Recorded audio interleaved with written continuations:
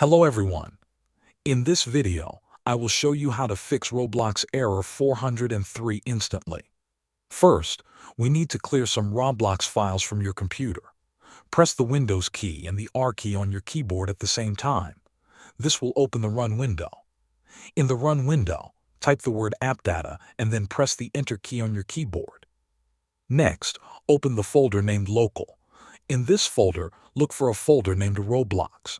When you find the Roblox folder, right-click on it and select Delete. This will remove any damaged files that may be creating the error. Now go back to the App Data folder where you started. This time, open the folder named Local. In this folder, find the Roblox settings file. Right-click on it and select Delete. This will remove old settings that may be stopping Roblox from working. Once you have deleted both folders, the next step is to reinstall Roblox. Go to the official Roblox website and download the setup file. Run the file and install Roblox again. That's how you can fix Roblox Error 403 quickly and easily. Thanks for watching.